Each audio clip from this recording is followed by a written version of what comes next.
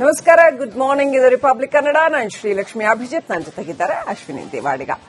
ಚಿತ್ರದುರ್ಗದ ರೇಣುಕಾಸ್ವಾಮಿ ಕೊಲೆ ಪ್ರಕರಣ ಇಂದು ಆರೋಪಿ ದರ್ಶನ್ ಹಾಸಿಗೆ ದಿಂಬು ಭವಿಷ್ಯ ನಿರ್ಧಾರ ಆಗತ್ತಾ? ಹಾಸಿಗೆ ದಿಂಬು ಕೋರಿ ದರ್ಶನ್ ಕೋರ್ಟ್ಗೆ ಅರ್ಜಿ ಸಲ್ಲಿಸಿದ್ರು.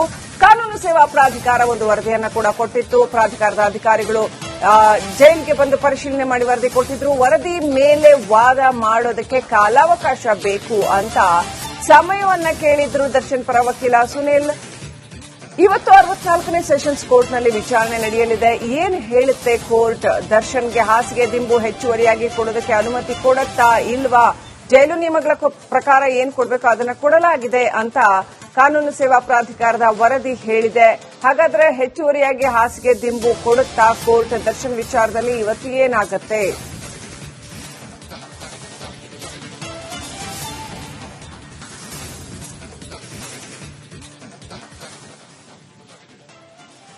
ದರ್ಶನ್ಗೆ ಹೆಚ್ಚುವರಿಯಾಗಿ ಹಾಸಿಗೆ ದಿಂಬು ಕೊಡಿ ಅಂತ, ಇನ್ನೊಂದು ಸ್ವಲ್ಪ ಸೌಲಭ್ಯಗಳನ್ನ ಕೊಡಿ ಅಂತ ಕೋರಿ ದರ್ಶನ್ ಪರ ವಕೀಲರು ಕೋರ್ಟ್ಗೆ ಅರ್ಜಿ ಸಲ್ಲಿಸಿದ್ರು. ಅದನ್ನ ಒಮ್ಮೆ 1-2 ಹಿಯರಿಂಗ್ ಆಗಿ ನಂತರ ಅದನ್ನ ಮತ್ತೆ ಮುಂದೂಡಲಾಗಿತ್ತು. ನನ್ಗೆ ಒಂದ್ ತೊಟ್ಟು ವಿಷ ಕೊಟ್ಟುಬಿಡಿ, ಅಷ್ಟರ ಮಟ್ಟಿಗೆ ನನಗೇನೂ ಸೌಲಭ್ಯಗಳನ್ನ ಕೊಟ್ಟಿಲ್ಲ ಅಂತ ದರ್ಶನ್ ಈ ಹಿಂದೆ ನ್ಯಾಯಾಧೀಶರು ಎದುರೇ ಅಳಲನ್ನ ತೋಡ್ಕೊಂಡು ಕಣ್ಣೀರನ್ನ ಕೂಡ ಹಾಕಿದ್ರು. ಆದ್ರೆ ಇದೀಗ ಕೋರ್ಟ್ ಜೈಲು ನಿಯಮಗಳ ಪ್ರಕಾರ ಏನೆಲ್ಲ ಕೊಡಬೇಕಾಗಿದೆಯೋ ಅದನ್ನು ಕೊಡಲಾಗಿದೆ ಅಂತ ಕಾನೂನು ಸೇವಾ ಪ್ರಾಧಿಕಾರದ ರಿಪೋರ್ಟ್ ಅನ್ನ ಗಮನಿಸುತ್ತಾ ಏನಾಗತ್ತೆ?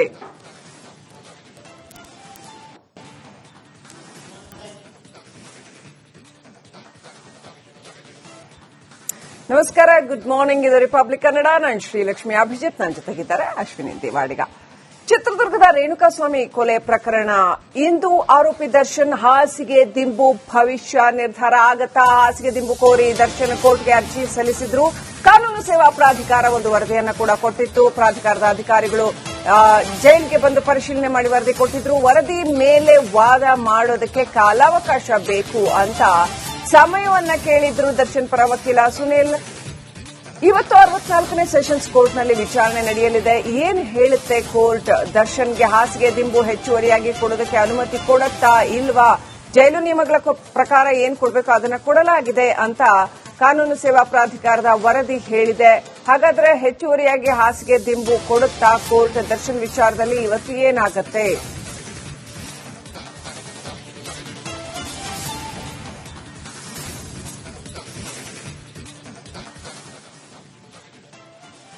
ದರ್ಶನ್ಗೆ ಹೆಚ್ಚುವರಿಯಾಗಿ ಹಾಸಿಗೆ ದಿಂಬು ಕೊಡಿ ಅಂತ, ಇನ್ನೊಂದು ಸ್ವಲ್ಪ ಸೌಲಭ್ಯಗಳನ್ನ ಕೊಡಿ ಅಂತ ಕೋರಿ ದರ್ಶನ್ ಪರ ವಕೀಲರು ಕೋರ್ಟ್ಗೆ ಅರ್ಜಿ ಸಲ್ಲಿಸಿದ್ರು.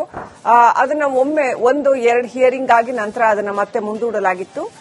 ನನ್ಗೆ ಒಂದ್ ತೊಟ್ಟು ವಿಷ ಕೊಟ್ಟುಬಿಡಿ, ಅಷ್ಟರ ಮಟ್ಟಿಗೆ ನನಗೇನೂ ಸೌಲಭ್ಯಗಳನ್ನ ಕೊಟ್ಟಿಲ್ಲ ಅಂತ ದರ್ಶನ್ ಈ ಹಿಂದೆ ನ್ಯಾಯಾಧೀಶರು ಎದುರೇ ಅಳಲನ್ನ ತೋಡ್ಕೊಂಡು ಕಣ್ಣೀರನ್ನ ಕೂಡ ಹಾಕಿದ್ರು. ಆದ್ರೆ ಇದೀಗ ಕೋರ್ಟ್ ಜೈಲು ನಿಯಮಗಳ ಪ್ರಕಾರ ಏನೆಲ್ಲ ಕೊಡಬೇಕಾಗಿದೆಯೋ ಅದನ್ನು ಕೊಡಲಾಗಿದೆ ಅಂತ ಕಾನೂನು ಸೇವಾ ಪ್ರಾಧಿಕಾರದ ರಿಪೋರ್ಟ್ ಅನ್ನ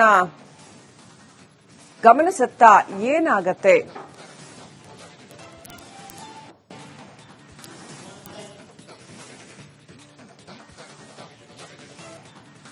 ನಮಸ್ಕಾರ, ಗುಡ್ ಮಾರ್ನಿಂಗ್. ಇದು ರಿಪಬ್ಲಿಕ್ ಕನ್ನಡ. ನಾನು ಶ್ರೀಲಕ್ಷ್ಮಿ ಅಭಿಜಿತ್. ನನ್ನ ಜೊತೆಗಿದ್ದಾರೆ ಅಶ್ವಿನಿ ದೇವಾಡಿಗ.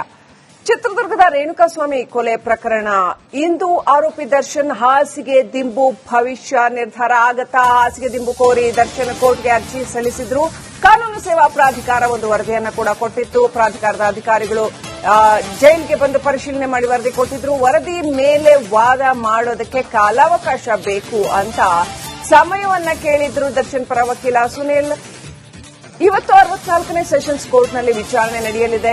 ಏನು ಹೇಳುತ್ತೆ ಕೋರ್ಟ್? ದರ್ಶನ್ಗೆ ಹಾಸಿಗೆ ದಿಂಬು ಹೆಚ್ಚುವರಿಯಾಗಿ ಕೊಡೋದಕ್ಕೆ ಅನುಮತಿ ಕೊಡುತ್ತಾ ಇಲ್ವಾ? ಜೈಲು ನಿಯಮಗಳ ಪ್ರಕಾರ ಏನ್ ಕೊಡಬೇಕು ಅದನ್ನ ಕೊಡಲಾಗಿದೆ ಅಂತ ಕಾನೂನು ಸೇವಾ ಪ್ರಾಧಿಕಾರದ ವರದಿ ಹೇಳಿದೆ. ಹಾಗಾದ್ರೆ ಹೆಚ್ಚುವರಿಯಾಗಿ ಹಾಸಿಗೆ ದಿಂಬು ಕೊಡುತ್ತಾ ಕೋರ್ಟ್ ದರ್ಶನ್ ವಿಚಾರದಲ್ಲಿ ಇವತ್ತು ಏನಾಗತ್ತೆ?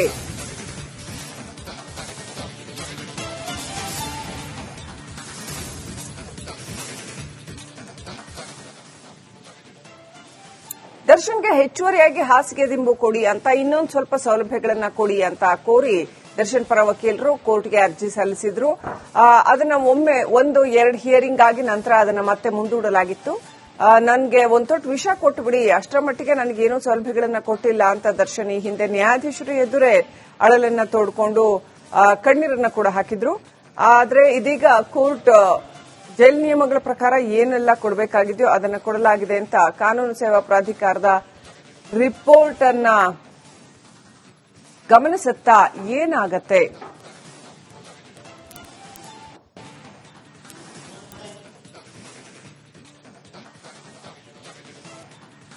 ನಮಸ್ಕಾರ, ಗುಡ್ ಮಾರ್ನಿಂಗ್. ಇದು ರಿಪಬ್ಲಿಕ್ ಕನ್ನಡ. ನಾನು ಶ್ರೀಲಕ್ಷ್ಮಿ ಅಭಿಜಿತ್. ನನ್ನ ಜೊತೆಗಿದ್ದಾರೆ ಅಶ್ವಿನಿ ದೇವಾಡಿಗ. ಚಿತ್ರದುರ್ಗದ ರೇಣುಕಾಸ್ವಾಮಿ ಕೊಲೆ ಪ್ರಕರಣ ಇಂದು ಆರೋಪಿ ದರ್ಶನ್ ಹಾಸಿಗೆ ದಿಂಬು ಭವಿಷ್ಯ ನಿರ್ಧಾರ ಆಗತ್ತಾ? ಹಾಸಿಗೆ ದಿಂಬು ಕೋರಿ ದರ್ಶನ್ ಕೋರ್ಟ್ಗೆ ಅರ್ಜಿ ಸಲ್ಲಿಸಿದ್ರು. ಕಾನೂನು ಸೇವಾ ಪ್ರಾಧಿಕಾರ ಒಂದು ವರದಿಯನ್ನ ಕೂಡ ಕೊಟ್ಟಿತ್ತು. ಪ್ರಾಧಿಕಾರದ ಅಧಿಕಾರಿಗಳು ಜೈಲ್ಗೆ ಬಂದು ಪರಿಶೀಲನೆ ಮಾಡಿ ವರದಿ ಕೊಟ್ಟಿದ್ರು. ವರದಿ ಮೇಲೆ ವಾದ ಮಾಡೋದಕ್ಕೆ ಕಾಲಾವಕಾಶ ಬೇಕು ಅಂತ ಸಮಯವನ್ನ ಕೇಳಿದ್ರು ದರ್ಶನ್ ಪರ ವಕೀಲ ಸುನಿಲ್. ಇವತ್ತು 64ನೇ ಸೆಷನ್ಸ್ ಕೋರ್ಟ್ನಲ್ಲಿ ವಿಚಾರಣೆ ನಡೆಯಲಿದೆ. ಏನ್ ಹೇಳುತ್ತೆ ಕೋರ್ಟ್? ದರ್ಶನ್ಗೆ ಹಾಸಿಗೆ ದಿಂಬು ಹೆಚ್ಚುವರಿಯಾಗಿ ಕೊಡೋದಕ್ಕೆ ಅನುಮತಿ ಕೊಡುತ್ತಾ ಇಲ್ವಾ? ಜೈಲು ನಿಯಮಗಳ ಪ್ರಕಾರ ಏನ್ ಕೊಡಬೇಕು ಅದನ್ನ ಕೊಡಲಾಗಿದೆ ಅಂತ ಕಾನೂನು ಸೇವಾ ಪ್ರಾಧಿಕಾರದ ವರದಿ ಹೇಳಿದೆ. ಹಾಗಾದ್ರೆ ಹೆಚ್ಚುವರಿಯಾಗಿ ಹಾಸಿಗೆ ದಿಂಬು ಕೊಡುತ್ತಾ ಕೋರ್ಟ್ ದರ್ಶನ್ ವಿಚಾರದಲ್ಲಿ ಇವತ್ತು ಏನಾಗತ್ತೆ?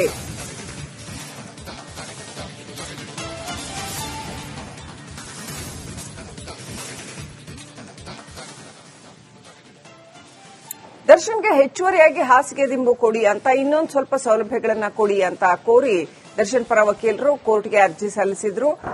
ಅದನ್ನ ಒಮ್ಮೆ 1-2 ಹಿಯರಿಂಗ್ ಆಗಿ ನಂತರ ಅದನ್ನ ಮತ್ತೆ ಮುಂದೂಡಲಾಗಿತ್ತು. ನನಗೆ ಒಂದು ತೊಟ್ಟು ವಿಷ ಕೊಟ್ಟು ಬಿಡಿ, ಅಷ್ಟರ ಮಟ್ಟಿಗೆ ನನಗೇನೂ ಸೌಲಭ್ಯಗಳನ್ನ ಕೊಟ್ಟಿಲ್ಲ ಅಂತ ದರ್ಶನ್ ಈ ಹಿಂದೆ ನ್ಯಾಯಾಧೀಶರು ಎದುರೇ ಅಳಲನ್ನ ತೋಡ್ಕೊಂಡು ಕಣ್ಣೀರನ್ನ ಕೂಡ ಹಾಕಿದ್ರು. ಆದ್ರೆ ಇದೀಗ ಕೋರ್ಟ್ ಜೈಲ್ ನಿಯಮಗಳ ಪ್ರಕಾರ ಏನೆಲ್ಲ ಕೊಡಬೇಕಾಗಿದೆಯೋ ಅದನ್ನು ಕೊಡಲಾಗಿದೆ ಅಂತ ಕಾನೂನು ಸೇವಾ ಪ್ರಾಧಿಕಾರದ ರಿಪೋರ್ಟ್ ಅನ್ನ ಗಮನಿಸುತ್ತಾ ಏನಾಗತ್ತೆ?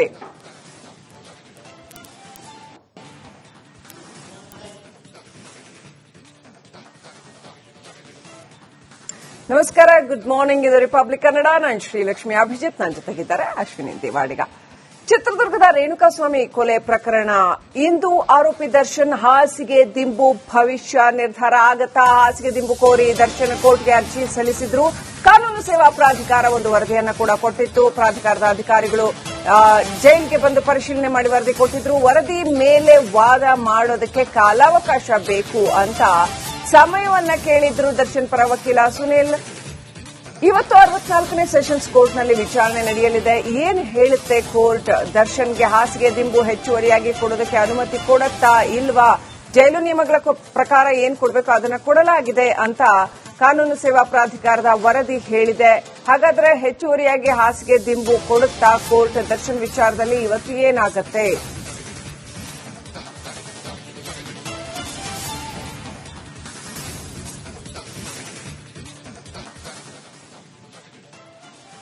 ದರ್ಶನ್ಗೆ ಹೆಚ್ಚುವರಿಯಾಗಿ ಹಾಸಿಗೆ ದಿಂಬು ಕೊಡಿ ಅಂತ, ಇನ್ನೊಂದು ಸ್ವಲ್ಪ ಸೌಲಭ್ಯಗಳನ್ನ ಕೊಡಿ ಅಂತ ಕೋರಿ ದರ್ಶನ್ ಪರ ವಕೀಲರು ಕೋರ್ಟ್ಗೆ ಅರ್ಜಿ ಸಲ್ಲಿಸಿದ್ರು.